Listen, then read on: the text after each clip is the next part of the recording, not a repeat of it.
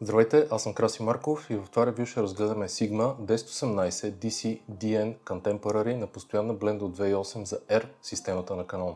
Това е един обектив с широко зрително поле и също толкова широки и разнообразни възможности. Между другото, това е най-лекият широкоъгълен обектив в света. Обективът е с размери 72.2 на 64 мм и резба филтър 67 мм. Тежи 315 грама с двете капачки и сенникът монтирани на него, а без тях е точно 267 грама. Корпусът е направен от поликарбонат, който се усеща много близко до алуминия като изработка и го прави издържлив на различни температурни условия. По двата пръстена, този за фокус и зум, имаме оребрено покритие, което подпомага въртенето. Относно въртенето, двата пръстена се движат много плавно и леко. Също така нещо, на което много държа, е гумираното уплътнение по байонета против влага и прах. Обективът разполага със зрително поле при 10 мм от 106.6 градуса и 73.4 градуса при 18 мм и с минимално фокусно разстояние от 11.7 см. И сега нека видим какво може този малък и компактен обектив.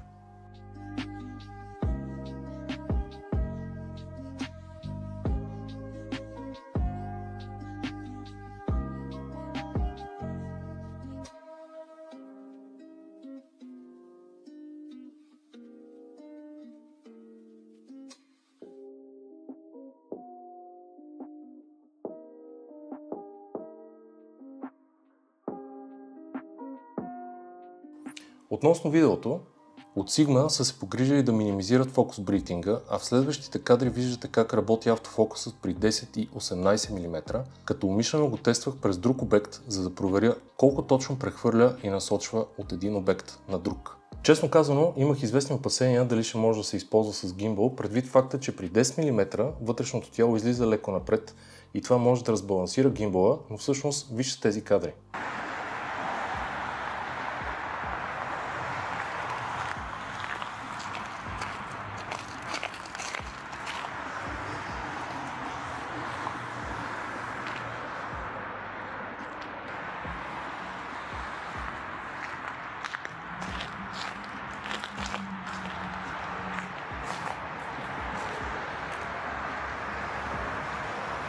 За мен лично този обектив има едно страхотно приложение и това е за влогове.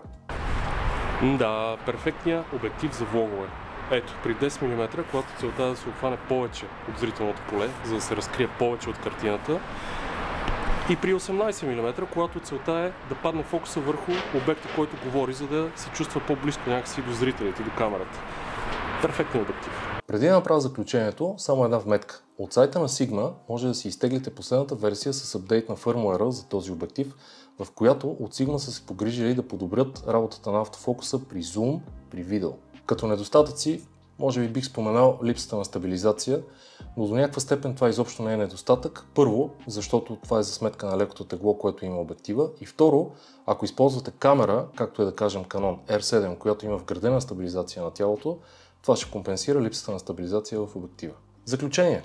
Това е един чудесен обектив за много различни ситуации. Сватби, по-разчупена и абстрактна портретна фотография, пейзажна фотография, интериорна фотография, астрофотография. Даже за мен лично последните три са абсолютното предназначение на този обектив. Ако използвах кроп сензор камера, този обектив категорично ще да бъде част от страницата ми. Аз съм много голям фен на широките обективи, а когато това е в комбинация с лекото му тегло и качествата, които има, го правят идеалния избор за ежедневно ползване, както от начинаещи, така и от по-напреднали фотографии. И като казах комбинация, този обектив е в перфектна комбинация с по-големия му вариант Sigma 1850, също на постоянна бленда от 2.8 за R системата на Canon, който ще разгледаме в следващото видео. Това е, което мога да ви споделя за този обектив. Благодаря на Фотографски системи България, че ми го предоставиха за тест. Линк към техния сайт ще намерите долу в описанието. Благодаря за гледането и до следващия път.